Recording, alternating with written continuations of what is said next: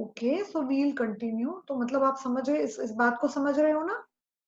आप समझ रहे हो ना कि मतलब ये सेम 2% स्लिप पर यहाँ जितना ये इसको इंटरसेक्ट करेगा तो ये मोटर का टॉर्क हुआ कि नहीं हुआ? ये जो नीचे आएगा वो मोटर का टॉर्क हुआ। ठीक है। तो लेकिन इधर अगर आप 2% लोगे तो braking torque will always be higher than motoring torque for the same value of absolute slip. ठीक है। मीनिंग ये यहाँ 2% पे अगर ये टॉर्क 50 है मान लीजिए, तो यहाँ 2% पे जो ब्रेकिंग टॉर्क आएगा ये इसके करस्पॉन्डिंग, स्लिप तो वही है 2% है मान लीजिए यहाँ, लेकिन जो ब्रेकिंग टॉर्क आएगा वो 50 से ज्यादा आएगा, वो 60 रहेगा। ठीक है। यही मतलब है, या 70 रहेगा या 55 रहेगा, it will be greater than the motoring torque, that is what braking torque is. और regenerated power is also much higher than the motoring power. इसकी वजह से बहुत क्विकली रीजनरेटिव ब्रेकिंग हो जाएगी, very quickly the motor speed will come back to normal because the braking torque is much higher than the braking torque is much higher than the motoring torque. अब आप देखिए, ये अपन regeneration में नीचे बात कर रहे हैं यहाँ पर, we are talking about कि when holding an active load by regenerative braking, है ना, जो अपन अभी बात कर रहे थे, a short duration dip in the voltage or a momentary increase in the load torque may shift the operation to the unstable region। मतलब यहाँ पे अनस्टेबल रीजन कौन सा हुआ? ये वाला, यहाँ वाला, ये वाला। तो हम लोग यहाँ कहीं ऑपरेट कर रहे हैं, रीजनरेटिव ब्रेकिंग मोड में है अभी, और अगर बाय चांस वोल्टेज कम हो गया या कोई चीज कम ज्यादा, लोड टॉर्क जो है वो थोड़ा सा कम हो गया, तो एकदम से ब्रेकिंग टॉर्क ज्यादा बढ़ जाएगा क्योंकि लोड कम हो गया। मान लो लोड टॉर्क हल्का सा चेंज हो गया, तो आप ये अनस्टेबल रीजन में जा सकते हैं। और अनस्टेबल रीजन में गए तो अनस्टेबल का मतलब ही होता है कि जैसे आप चल रहे हो, अगर आपको किसी ने धक्का मारा, ठीक है, और आप गिरे नहीं, आप थोड़े से ऐसे हुए लेकिन आप गिरे नहीं, तो that means you are stable. किसी ने आपको धक्का मारा और आप गिर गए तो मतलब यू आर अनस्टेबल। तो इलेक्ट्रिकल इंजीनियरिंग में चाहे कंट्रोल सिस्टम हो, चाहे पावर सिस्टम हो, चाहे कोई सा भी नेटवर्क हो, कुछ भी हो, कहीं पे भी स्टेबिलिटी या ड्राइव्स हो, स्टेबिलिटी का मतलब यही है कि इफ कोई भी चेंज आता है और मोटर अपना वापस मतलब पूरी तरह से आउट ऑफ कंट्रोल होके ऑपरेटिंग जोन से बाहर नहीं चली जाती, तो उसको अपन स्टेबल कहते हैं। तो यहाँ पर कहीं बाय चांस अगर यहाँ चली गई ना, मतलब अभी क्या हो रहा है कि अगर तुम्हारी स्पीड थोड़ी भी बढ़ रही है, तो ये regenerative braking torque is taking care to bring the motor speed back to the normal speed at that particular load. But due to some reason अगर आप यहाँ से यहाँ स्लिप हो गया आप ऑपरेटिंग पॉइंट, तो you will go to unstable region. उसके लिए ये प्रिकॉशन, उसके लिए हम मैकेनिकल ब्रेक्स यूज करते हैं। तो अगर ड्राइवर को ट्रेन के ऐसा लगा कि स्पीड बढ़ती जा रही है, तो वो एकदम मैकेनिकल ब्रेक्स लगा के रोक लेगा, नहीं तो ट्रेन उलट भी सकती है। रिमेम्बर, अगर किसी जगह पे ऐसा है कि बहुत कंटिन्यूस ढलान है, तो मोटर की स्पीड बढ़ती चली जाएगी। और क्या होगा, यहाँ पे क्या हो रहा है आप देख रहे हो, मोटर की स्पीड बढ़ती चली जा रही है और टॉर्क कम होता जा रहा है, लोड टॉर्क। तो मतलब जो उसकी स्पीड को कम करने के लिए जो लोड टॉर्क था वो बढ़ना चाहिए, यहाँ क्या हो रहा था, स्पीड बढ़ रही है तो टॉर्क भी बढ़ रहा है। यहाँ क्या हो रहा है, स्पीड बढ़ रही है पर टॉर्क घट रहा है, इसलिए वो ब्रेकिंग टॉर्क घट रहा है, ये ब्रेकिंग टॉर्क है। so what is the remedy to prevent from the induction motor drive to go to unstable region? What you do is you use mechanical brakes or you use capacitors in series with the motor to increase the braking torque। Capacitor अगर आप लगा देंगे यहीं पर, numericals भी हैं इसमें हम लोग करेंगे। तो इफ यू, जैसे आपके इस मोटर में कुछ आर है कुछ एक्स है, suppose you connect the motor through capacitors, okay, तो उसके इसमें इसका ब्रेकिंग टॉर्क जो है वो बढ़ जाएगा फॉर एवरी स्लिप। मतलब ब्रेकिंग टॉर्क किस पे डिपेंड करता है, स्लिप पे डिपेंड करता है, torque is a function of slip.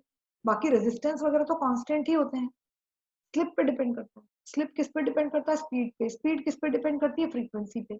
तो ये रिलेशन याद रखिए, अगर हम फ्रीक्वेंसी कंट्रोल कर रहे हैं तो फ्रीक्वेंसी के थ्रू सभी चीजें कंट्रोल हो जाएंगी। ठीक है। नाउ हियर कैपेसिटर अगर आप लगा देते हैं तो आर एक्स के अलावा आपका एक्स सी भी आ जाता है, तो योर जो ब्रेकिंग टॉर्क होता है वो इंक्रीज हो जाएगा। उसके इसमें ये टॉर्क स्लिप कैरेक्टरिस्टिक अगर आपने इंक्रीज्ड मतलब इंक्लूडेड विद कैपेसिटर बनाई तो ब्रेकिंग टॉर्क हायर आएगा। तो उसकी वजह से आप देखेंगे कि अनस्टेबल नहीं होगी मोटर।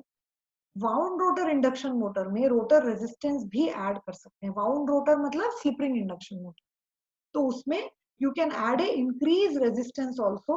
अगर रेजिस्टेंस आपने बढ़ाया तो ब्रेकिंग में आपकी स्पीड रेंज भी बढ़ जाएगी। रेंज ऑफ स्टेबल ऑपरेशन, इस बात को, इस चीज को ध्यान से सुनिए। Range of stable operation, what is meant by range of stable operation? Speed range की बात कर रहे हैं।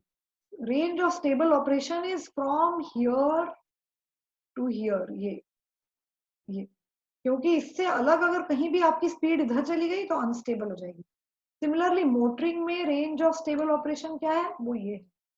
तो आपको पता है कि अगर आपको रेंज ऑफ स्टेबल ऑपरेशन बढ़ाना है तो आप, अभी मैंने इससे पहले बताया था कि if you increase the rotor resistance तो ये एसएम आपकी यहाँ की जगह यहाँ आने लगेगी, नीचे इस जगह पे। तो आपकी रेंज बढ़ गई ना स्टेबल ऑपरेशन की, यहाँ तक आ गई। From this speed to this speed now you can operate your motor in a stable manner, क्योंकि ये पोर्शन तो स्टेबल नहीं है। अंडरस्टैंड? समझ गए? मतलब एसएम को अगर आपने बढ़ा दिया, slip for maximum torque which is equal to basically R upon X. If you increase slip the motor stable operation is, stable operating region is increased. So now we will see, just slowly we will see a numerical example, थोड़ा सा इससे आपको समझ आएगा। 3 phase star connected 60 hertz motor है, क्योंकि ये foreign author की बुक का है प्रॉब्लम, तो 60 हर्ट्ज है। VT मतलब इन्होंने क्या दिया हुआ है? VT अगर आप याद करेंगे तो सिंगल फेज वोल्टेज है। अगर 400 होगा तो √3 से डिवाइड करना पड़ेगा, ठीक है। अगर यहाँ बोलेंगे 3 फेज 400 वोल्ट मोटर, तो आपका VT, क्योंकि आपने देखा था पिछले क्लास में कि इक्विवेलेंट सर्किट इज ऑलवेज पर फेज बेसिस, ओके। तो पर phase voltage in a star connected motor will always B 400 upon √3। तो दैट इज व्हाई यहाँ पे ये इतना दिया हुआ है। और आपका जो रोटर रेजिस्टेंस है that is 1 ohm, and rotor resistance RR dash means rotor resistance referred to stator, rotor reactance referred to stator is 2 ohms. अब प्रॉब्लम देखो क्या है, if the motor is used for regenerative braking, determine the range of active load torque it can hold and corresponding range of speed। आपको क्या करना है? Range of torque, कि कितने टॉर्क को, अपन ने अभी कांस्टेंट टॉर्क लिया था, यहाँ ये पूछ रहा है कि range of active load torque जो ये होल्ड कर पाएगी मोटर। होल्ड कर पाएगी मतलब अगर एसएम से ऊपर चला गया, -SM से ऊपर, तो अनस्टेबल हो गया ना। मींस बेसिकली आपको निकालना है कि स्टेबल रीजन में कितना कितना टॉर्क उस मोटर में डेवलप होगा, जिस मोटर के कैरेक्टर, ये पैरामीटर ये दिए हुए हैं, आर इतना है, एक्स, ठीक है। तो लेट अस फर्स्ट ये पहला वाला पार्ट करते हैं। सबसे पहले तो आप सिंक्रोनस स्पीड निकालते हैं। अब बिकॉज 60 आरपीएम है तो सिंक्रोनस स्पीड 1200 आरपीएम आती है। हम लोगों को थोड़ा 1000 आरपीएम की आदत है ज्यादा, बट इस प्रॉब्लम में ये 60 हर्ट्ज है। ये ध्यान से देख के करना। आप लोग एग्जाम में भी कभी कुछ, अगर मान लीजिए सेम प्रॉब्लम में 50 आ गया, तो फिर आपको अकॉर्डिंगली कैलकुलेशंस करने पड़ेंगे। तो as usual in induction motor problems, you first find out the synchronous speed, then you, this is in rpm, you convert it 4 pi f by p करके, you convert it to radians per second। omega ms is the synchronous speed in radian per second। now हमें पहला वाला वो करना, ठीक है। तो जो इक्वेशन अपन लोगों ने पढ़ा था पीछे की स्लाइड, लेक्चर जो 32 था, आज तो लेक्चर नंबर 33 है। तो इफ यू विल सी 32, तो उसमें अपन ने r अपॉन s जो है that has been shown to be RR dash upon maximum slip is equal to this। ये जो है ना, ये elaborate इक्वेशन है। ऐसे otherwise SM is equal to approximate model में, जो आपने मोटर्स में पढ़ा होगा, जब इंडक्शन मोटर पढ़ी थी, तो अप्रोक्सीमेटली अपन RR डैश अपॉन एक्स ले लेते हैं, total x XR dash plus हो। लेकिन यहाँ पर ये पूरा डिटेल्ड इक्वेशन इन्होंने दिया है, पूरा इंपीडेंस लिया है। एक्स की जगह इस इक्वेशन में क्या लिया है? You have taken impedance, resistance has not been neglected। Normally upon R upon X लेते हैं, ठीक है। यहाँ पर इसीलिए SM is equal to R upon पूरा impedance। ये क्या है? ये पूरा impedance। माइनस साइन क्यों है यहाँ पे? Because we are talking about regeneration. Regenerative braking में speed is greater than 1200 RPM, तो slip will always be negative होगी ना, क्योंकि स्लिप क्या होता है ns माइनस एन. तो रिमेंबर सिंक्रोनस स्पीड से 1200 से ऊपर जब भी स्पीड जाएगी या whenever you are talking about regenerative braking, तो slip will be in minus. Motoring में वही स्लिप प्लस में हो जाएगी. अब इन्होंने क्या किया, इसको कैलकुलेट किया. ठीक है, ये 1 स्क्वायर प्लस 2 होल स्क्वायर मतलब 4 स्क्वायर तो 16 हो गया. ये आ गया है -0.24. अब देखिए यू विल सी दैट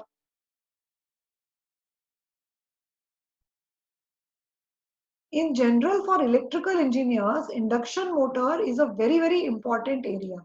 तो आप लोग इंडक्शन मोटर के कॉन्सेप्ट क्लियर कर लीजिए बिल्कुल अपने, है ना. तो if you are clear with induction motor, तो इंडक्शन मोटर सब जगह बहुत काम आती है. और फिर हम इसका मतलब इन्वर्टर से कैसे इसको कंट्रोल करते हैं उसकी भी बात साथ साथ में करते जा रहे हैं, फ्रीक्वेंसी कंट्रोल और सब. अब देखिए ये एसएम इतनी आ गई. ये कौन सी एसएम हो गई जो अपन लोगों ने अपनी कर्व में ऊपर बनाई थी. रीजनरेटिव ब्रेकिंग क्वाड्रेंट 2 में चला जाएगा operation. When the slip is this then the operation will be in, कहाँ चला जाएगा, the operation will go to quadrant 2.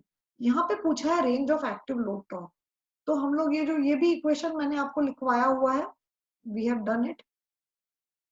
3/2 omega, ये मैक्सिमम टॉर्क का है. 3-4 इक्वेशंस हैं सिर्फ इसमें. Rotor current I R dash, T max, normal वाला टॉर्क, और नॉर्मल वाले टॉर्क में अगर स्लिप की जगह पे अपन 0 रख देते हैं तो वो स्टार्टिंग टॉर्क बन जाए, क्योंकि स्टार्टिंग में स्लिप 0 होती है. ठीक है, तो इस तरह से. और ये एस का फॉर्मूला, ऐसे 4-5 फॉर्मूले सिर्फ हैं जो आपके मतलब के हैं, वही फॉर्मूले लिखवाए हैं. आप लोग इंडक्शन मोटर पढ़ चुके हो, but the only difference is कि हियर it has थोड़ा सा equations में there is slight change because we are not neglecting certain parameters. We have also taken the equivalent circuit as approximate equivalent circuit. So these are the equations which we are using. ठीक है, तो when you कई जगह ये r को भी छोड़ ही दिया गया है कई बार है आगे जाके. तो जैसे आप जीके दुबे भी देखोगे अगर नरोसा पब्लिकेशन वाली, तो उसमें आपको थोड़ा सा डिफरेंट मिल जाएंगे इक्वेशन. ज्यादा कंफ्यूजन की बात नहीं है, आप कोई भी इक्वेशन यूज करो बहुत फर्क नहीं आएगा. अब इससे अगर अपन टॉर्क निकालेंगे, ओमेगा एमएस की वैल्यू हमने रख दी, वीटी हमें पता ही है 231. ये याद रखिए ये फेज वोल्टेज है, बस इतना याद रखिए. R T R R X T X R सब कुछ दिया हुआ है. ठीक है, कई जगह आर टी एक्स टी को अपन पूरा निग्लेक्ट ही कर देते. ठीक है, अगर आर टी एक्स टी को निग्लेक्ट कर देंगे तो यहाँ फिर क्या बच जाएगा, वही S M is equal to R R dash upon X R. तो ये करने के बाद -203.9 ये आया आपका टॉर्क मैक्सिमम. इसका मतलब क्या हुआ, ये रीजनरेटिव कंडीशन में this is the maximum torque which corresponds to the maximum slip. ठीक है, ये this is the maximum braking torque. इससे ज्यादा ब्रेकिंग टॉर्क नहीं हो पाएगा, उसके बाद वो कर्व मुड़ जाएगा. ठीक है, उसके बाद तो कर्व मुड़ जाएगा. हमें निकालना क्या था, range of active load torque which the motor can hold. Let's see on the next slide. Slide move हो रही है.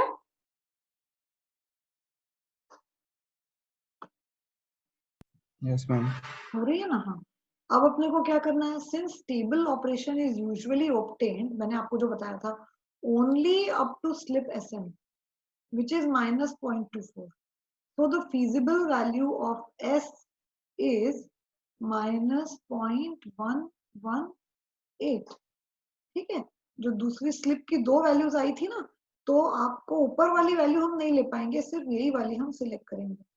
एस के इक्वेशन में अंडर रूट के कारण 2 वैल्यूज आई थी, तो we select S to be this. Okay, वो दूसरी वाली नहीं. अब इस स्पीड पे मोटर की स्पीड कितनी होगी, तो 1342. 1200 आरपीएम क्या था, रेटेड स्पीड थी. Maximum, when the slip is maximum, what will be the torque? Torque will be 1342 rpm. Now you find out the rotor current because आपको torque निकालना है.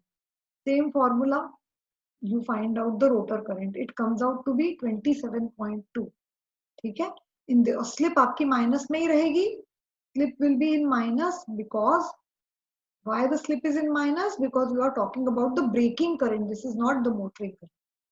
Now, for the motor speed is equal to n RPM, slip is this. So in this example, you will see that for plugging, the motor speed will be 2, क्योंकि 1200 और exactly मैंने आपको बताया था ना कि अगर F पे ऑपरेट कर रही है तो F R पे आ जाएगी, तो slip will be minus 200 minus plus 200. तो प्लगिंग में स्लिप ऑलमोस्ट 2 के करीब आ जाती है, ठीक है. और ये रोटर रेजिस्टेंस अगर आप उस पर निकालेंगे इस कंडीशन में, तो यू विल सी कि कितनी हाई ब्रेकिंग टॉर्क, बहुत ही हाई वैल्यू ऑफ ये जो है वो यूज होगा. This is the second part. In spite, तो इस केस में आप देख रहे हैं कि टॉर्क ब्रेकिंग करंट कितनी है 54. ये क्या है प्लगिंग सेकेंड वाला पार्ट. और ब्रेकिंग टॉर्क कितना है 34. ठीक है. तो आप देख सकते हैं कि और उसमें कितना था ब्रेकिंग करंट कितनी थी 27 और ब्रेकिंग टॉर्क कितना था पिछली स्लाइड पे था क्वाइट हाई. ठीक है. तो इन दिस, अच्छा ये एक स्लाइड आपका शायद मूव कर गया, वही मैं सोच रही थी कि क्या हो रहा है. एक स्लाइड जो है ना वो थोड़ा सा मूव कर गया था. आपको जो range of active load torque निकालना है ना 0 से लेके यहाँ तक. ठीक है. तो what you do is कि you put this slip and you find out the speed. It comes out to be 488 RPM. मतलब अगर आप इसको ड्रॉ करेंगे ना तो ये ऐसे. ठीक है. तो ये जो स्पीड है ये कितनी है यहाँ पे 1488, 1488 is the speed. ठीक है. This therefore the range of speed is, यहाँ पे सिंक्रोनस स्पीड कितनी है 1200. तो रीजनरेटिव ब्रेकिंग में रेंज ऑफ स्पीड क्या रहेगी जो मैंने आपको बार बार बताया 1200 से लेके 1488 तक. मैक्सिमम स्लिप पर 1488 स्लिप है क्योंकि एसएम की वैल्यू हमने रख दी -0.24 जो अपनी आई उस फॉर्मूला से. तो हमने क्या क्या यूज किया, पहले हमने एसएम का फॉर्मूला यूज किया, एसएम निकाला, एसएम -0.24 आया, फिर ये n is equal to 1 minus S use किया, 1 minus S M S into N S ये यूज किया, तो हमारी स्पीड आ गई. स्पीड नेचुरली सिंक्रोनस से ज्यादा है, तो अब हमें ये पता चल गया कि motor speed can be controlled from 1488 to 1200 RPM only by forward regenerative braking. अब आपको निकालना है कि टॉर्क की रेंज क्या है. तो जो स्पीड की रेंज है यहाँ पे कितना टॉर्क है और यहाँ कितना टॉर्क है, तो आपको इस जगह पे मतलब when the slip is 0.24 -0.24 you have to find out the torque. तो इस इक्वेशन में देखो बाकी हर चीज सेम रहेगी, आप में जो है वो आपको ये निकालना है कि इतने इस पर कितना जो टॉर्क है, मतलब इस टॉर्क पर किस तरह से आपकी स्लिप की वैल्यू कितनी हो सकती है. When you find out then you find from equation 6.18 जो अपन ने पहले लिखा हुआ है, ये वाला इक्वेशन हमने पहले लिखा हुआ है, और रीजनरेटिव ब्रेकिंग का टॉर्क आपका -150 न्यूटन मीटर आपको चाहिए है. प्रॉब्लम में दिया हुआ है, मतलब प्रॉब्लम में -150 उन्होंने कहा है कि ये -150 है, टॉर्क इज -150. तो इस जगह पर आपको स्लिप निकालनी है कि कितनी स्लिप. ठीक है. स्पीड रेंज तो पता चल गई. अब आपको निकालना है दूसरे पार्ट में, पार्ट बी में आपको क्वेश्चन में आपसे पार्ट बी में दिखाते हो पहले आपको. पार्ट बी में पूछा है कैलकुलेट द, ये तो निकाल लिया आपने, calculate the speed and current for an active load torque of 150 newton metre. ठीक है. रेंज ऑफ स्पीड अपन ने निकाल दी. अब 150 न्यूटन मीटर टॉर्क है, 150 न्यूटन मीटर पे स्लिप कितनी होगी ये निकाला है. तो इस इक्वेशन में इसको थोड़ा सॉल्व करने में दिक्कत होती है क्योंकि स्लिप के लिए क्वाड्रेटिक इक्वेशन बन गया ये. ठीक है. तो इसको हमने 1/s को अपन ने x मान लिया तो दैट अपन इसको सॉल्व कर पाए. और जब इसको अपन ने क्वाड्रेटिक इक्वेशन है ये, तो 2 माइनस बी प्लस माइनस ये फॉर्मूला पता है ना तुम लोगों को, उस पे से ये सॉल्व किया तो स्लिप की वैल्यू आ गई 1/x इज इक्वल टू -0.25 और -1. अब यहीं पर ये डिस्कशन कर रहा है कि जो आपकी एसएम है ये वाली, ये वैल्यू रीजनरेटिव ब्रेकिंग में जो आपकी SM है, ये वाली वैल्यू, ये वाली, ये कितनी दी हुई थी? -0.24 आपने निकाली है ना। मोटर की जो पैरामीटर्स है R और X, उस पे से आपने -0.24 निकाला है। तो क्या S 0.5 हो सकती है? नहीं हो पाएगी, क्योंकि पॉइंट इससे No. आगे जाएंगे तो अनस्टेबल हो जाएगा। इसलिए ये वाले रिजल्ट को रिजेक्ट करके अपन ने slip is equal to quadratic equation में 2 सॉल्यूशन निकलते हैं, तो हमने -1.118 ले लिया। इसलिए तीसरा, असल में इसमें स्लाइड क्या एक बार घुमाओ तो 2 बार चल रही है कहीं, इसलिए मैं भी परेशान हो गई है। तो अब ये वाला पार्ट तो अपन लोग देख ही चुके थे कि फिर रोटर की ये तुम लोग ध्यान से बैठ के आराम से डाउनलोड करके करना तो समझ आ जाएगा, इतना कोई ज्यादा नहीं है। न्यूमेरिकल क्या, जब तक हाथ से करके नहीं समझाओ तो वो ऐसे समझाना जरा मुश्किल हो जाता है।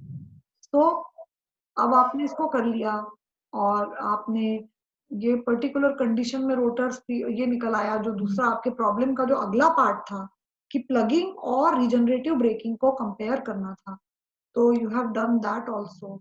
प्लगिंग के केस में नंबर 2 जो है, ये नंबर 2 इज अबाउट प्लगिंग। तो मैंने आपको बताया था ना कि प्लगिंग में स्लिप जो है वो ऑल नीचे की तरफ स्पीड कहाँ चली गई आपकी, प्लगिंग में कहाँ चली गई आपकी स्पीड जो है वो माइनस सिंक्रोनस स्पीड हो गई। तो इस वजह से नीचे आ गया ना और उसमें रिवर्स प्लगिंग में। तो इस वजह से प्लगिंग में स्लिप ऑलवेज 2 के आसपास रहती है, 2 - S रहती है प्लगिंग में ऑलवेज। अगर मोटरिंग में स्लिप S है तो प्लगिंग में slip will always B 2 - S। Slides move कर रही है क्या? मैंने आपको फिर पहले Yes, पेज पे लाया ma'am. है, पहले पेज पे लाया है प्रॉब्लम के। If the motor is used for plugging, हाँ, तो determine the braking torque and current for a speed of 1200 RPM. ठीक है, if the motor is used for plugging, determine the braking torque and current for a speed of 1200 RPM. Okay, तो इस जगह पे हमने plugging करी तो naturally motor की स्पीड जो है वो क्या हो जाएगी। मैं आपको फिर से एक बार पीछे वाली कर्व पे भी ले जाऊं, जस्ट अ मिनट, ये एक पॉइंट छूट गया है यहाँ पे बताने का आपको। I just explain to you. Plugging भी आप बोलोगे कि 2 जगह प्लगिंग की हमने ज्यादा बात नहीं करी, we forgot to discuss plugging. देखिए जो प्लगिंग है, प्लगिंग इज ऑफ 2 टाइप्स। तब आपको प्लगिंग मैंने ये तो बता दिया था कि आर वाई बी, बस आर आर वैसे ही रहेगा, वाई बी को इंटरचेंज करेंगे। अब you see there are 2 pluggings, एक को लिख रहे हैं अपन फॉरवर्ड प्लगिंग, उसकी कैरेक्टरिस्टिक्स ये है, torque slip characteristic of a motor during reverse forward plugging is this. Forward क्यों? क्योंकि मोटर फॉरवर्ड डायरेक्शन, ठीक है। अगर आपको motor which is operating at F की स्पीड को, अगर आपको उसको, मतलब अगर आप उसको प्लगिंग करेंगे और स्पीड की कमांड दे देंगे कि सेम स्पीड पर प्लगिंग करनी है, तो ये ऑपरेटिंग पॉइंट यहाँ आ जाए और आपका टॉर्क जो है वो ये हो जाएगा। लेकिन आप देख रहे होंगे कि प्लगिंग में ब्रेकिंग टॉर्क, ये है ब्रेकिंग टॉर्क, ये काफी कम रहता है as compare to regenerative braking. ये पूरा मैक्सिमम प्लगिंग टॉर्क भी, और प्लगिंग की कैरेक्टरिस्टिक का स्लोप इस तरह से रहता है। मतलब आप देखिए जब मोटर 0 स्पीड पे है तो मैक्सिमम टॉर्क है, अगर आपने अभी इसको प्लगिंग की तो इसका टॉर्क कम है। जैसे जैसे स्पीड रिवर्स डायरेक्शन में जाएगी तो प्लगिंग का टॉर्क बढ़ता चला जाएगा। लेकिन स्पीड को यहां से यहां तक लाने के लिए आप नहीं कर पाएंगे प्लगिंग, क्योंकि it is a very fast method. Immediately it will go to this. तो आप देखेंगे अब अपन लोग कौन सी कैरेक्टरिस्टिक की बात कर रहे हैं अभी, आर वाई बी। थिक वाली जो कैरेक्टरिस्टिक है, ये वाला ब्लैक वाली, ये कैरेक्टरिस्टिक कौन सी है बच्चे लोग? ये है आर बी वाई। ठीक है, हमने मोटर की स्पीड को क्या किया है, आप यहां पे थे, अगर आपने आर वाई बी की जगह आर बी वाई कर दिया तब आपको ऑपरेटिंग पॉइंट एकदम से यहां, ठीक है। लेकिन अगर आप इसी कर्व पे रहे, है ना, तो ये यहां रहे तो ये आपका रिवर्स प्लगिंग हो जाएगा। मतलब आपने क्या किया है, मोटर को प्लगिंग किया नहीं है आपने उसको, आप अभी RYB पर ही हैं, ठीक है। तो ये प्लगिंग कैसे हो सकती है बताओ आप लोग, रिवर्स प्लगिंग। ये है forward plugging. Forward plugging clear है, फॉरवर्ड प्लगिंग क्लियर है। आपने क्या किया, मोटर को RYB से RBY पे ले आए, तो ये ऑपरेटिंग पॉइंट एकदम यहाँ आ गया और इमीडिएटली आपकी स्पीड कम होने लगी इस तरह से, और कम होते होते स्पीड 0 हो गई। लेकिन एक बात ध्यान रखिए, स्पीड 0 पे ब्रेकिंग टॉर्क 0 नहीं है, इसलिए मोटर इमीडिएटली नेगेटिव साइड में चली जाएगी। स्पीड जब 0 है तो टॉर्क 0 नहीं है, तो नेगेटिव टॉर्क मिलेगा मोटर को, तो मोटर 0 से पूरी नीचे की तरफ दिशा में बढ़ती चली जाएगी। आपने क्या किया, RYB से RBY किया, मोटर पूरी नीचे की तरफ आ जाएगी, ठीक है। और अगर मोटर यहाँ कहीं रही तो अनस्टेबल हो जाएगी, तो बेसिकली आपकी मोटर यहाँ आएगी, फिर आप उसको यहाँ कहीं रोक देंगे और वो यहाँ जाके सेटल हो जाएगी। लेकिन क्या ये ब्रेकिंग हुई? नहीं, this is motoring, this is not braking. इसका मतलब ये हुआ कि अगर आपको RYB से RBY आप करते हैं तो बेसिकली आप रिवर्स मोटरिंग के लिए ये कार्यक्रम करते हैं। अगर आपको मोटर की दिशा बदलनी है तब आप RYB से RBY करते हैं, ठीक है, अदरवाइज आप नहीं करेंगे। अब आप बताइए कि ये मोटर का ऑपरेटिंग पॉइंट इस पार्ट में कैसे आएगा रिवर्स प्लगिंग में। हमने ऐसा क्या किया कि ये रिवर्स प्लगिंग में आ गया, और जब वो रिवर्स प्लगिंग में आ गया, ओके, तो आप देख रहे हैं S इज इक्वल टू इस जगह पे कितना रहेगा, क्योंकि speed is minus omega S, तो स्लिप इज इक्वल टू 2। यहाँ स्लिप 1 रहता है, यहाँ स्लिप 0, यहाँ स्लिप 1 और यहाँ पर स्लिप 2। ये वाली कैरेक्टरिस्टिक को अच्छे से बनाने की भी प्रैक्टिस कर लीजिए, ये इंडक्शन मोटर के लिए इंपॉर्टेंट है।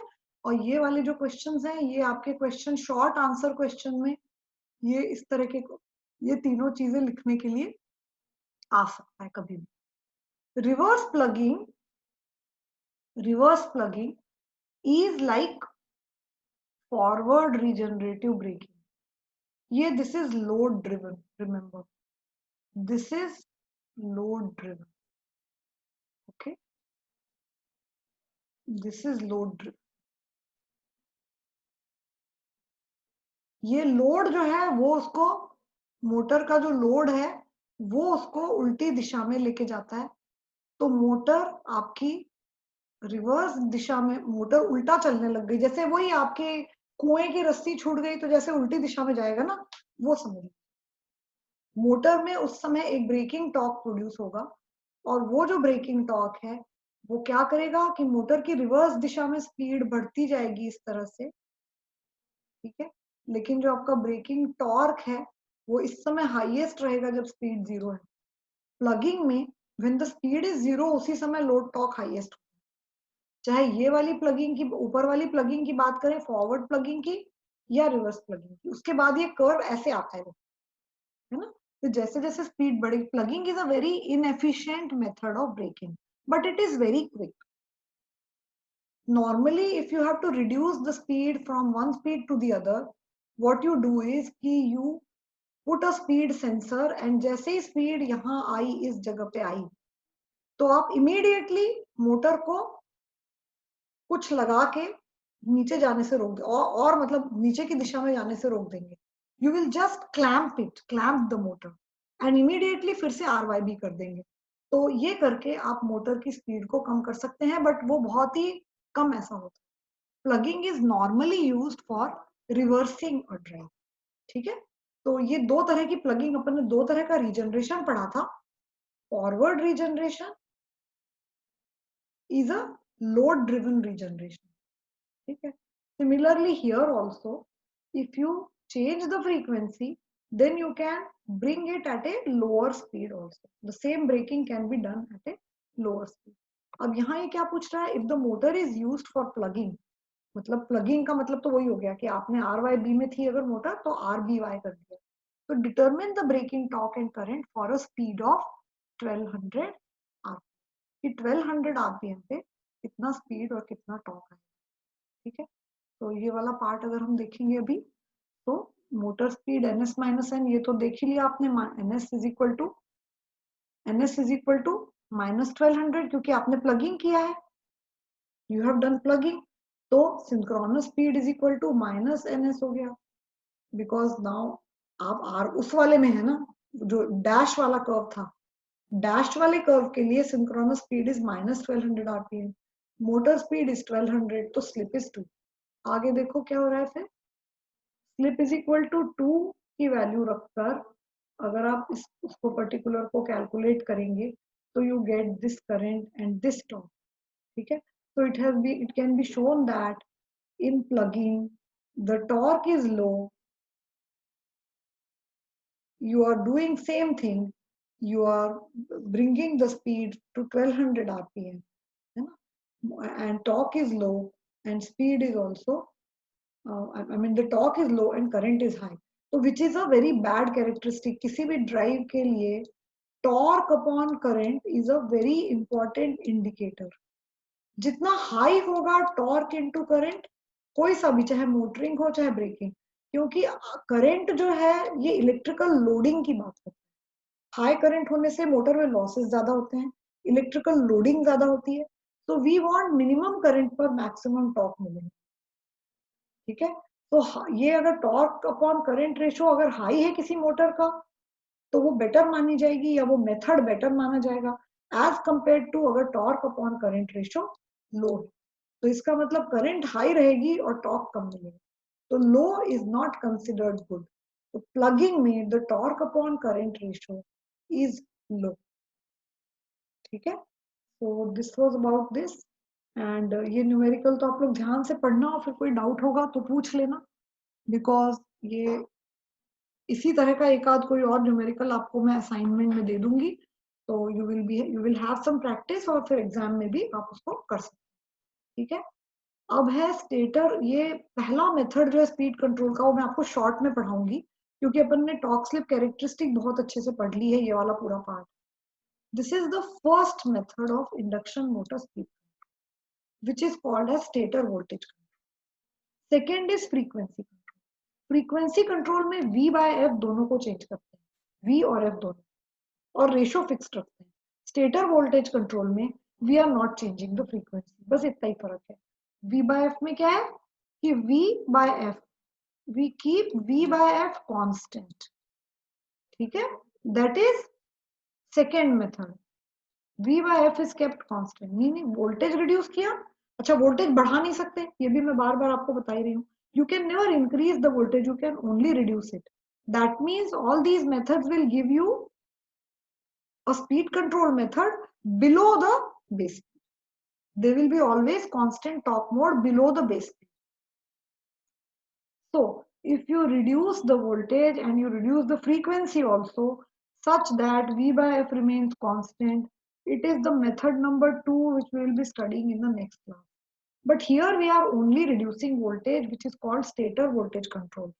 ये जो है बहुत ही सिंपल ड्राइव्स होती है, छोटे छोटे पंप हैं इंडस्ट्री में, या छोटे छोटे फैन वगैरह की कोई ड्राइव्स हैं, large number of fans are there, तो हॉइस्ट होती है जो क्रेन वगैरह, उसमें इसको अपन, इसका पूरा हम इसी से एक्सप्लेन कर सकते हैं। देखो ये आपकी टॉर्क स्लिप कैरेक्टरिस्टिक है, अगर आप वोल्टेज रिड्यूस करते गए, सिमिलरली इसे आर्मेचर कंट्रोल होता है DC motor, you are reducing voltage. Now what is happening to the induction motor characteristic?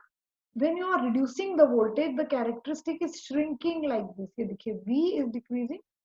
ये ग्राफ समझ में आ रहा है संजय दीक्षा? Yes, आ रहा है ना कि वोल्टेज कम करते जाएंगे तो ये ऐसे ऐसे कर्व श्रिंक होता चला जाएगा आपका, क्यों? क्योंकि torque is proportional to voltage square in induction motor, अभी अपन ने इक्वेशन देखा था।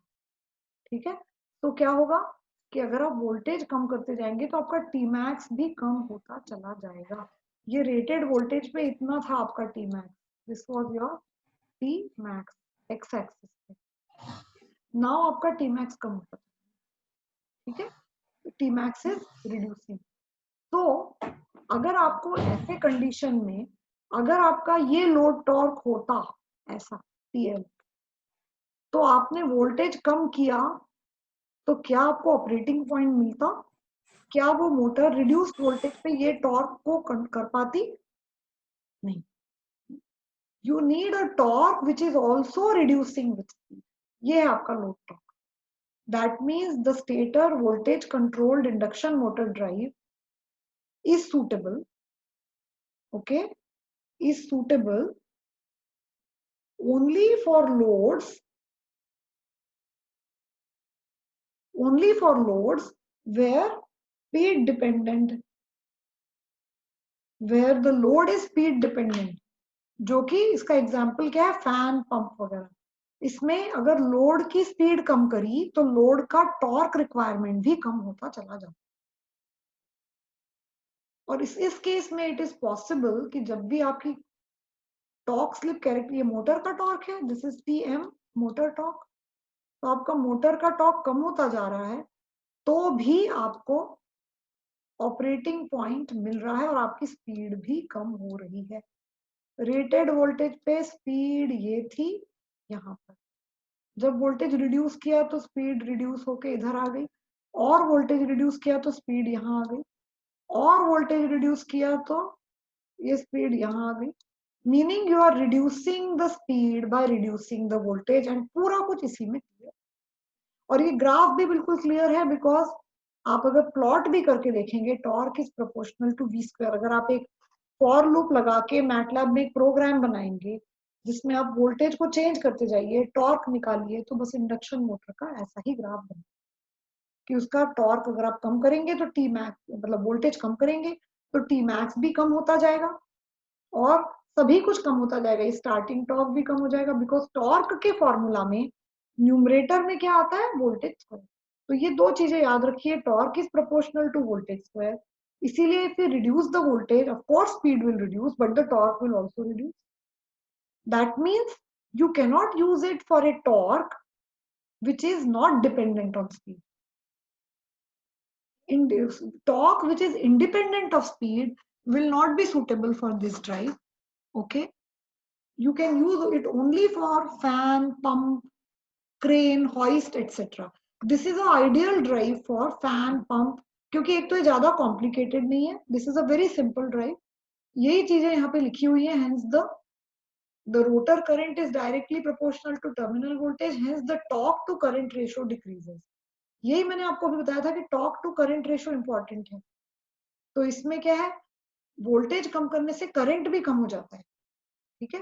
तो torque to current ratio decreases with the terminal voltage and with the speed.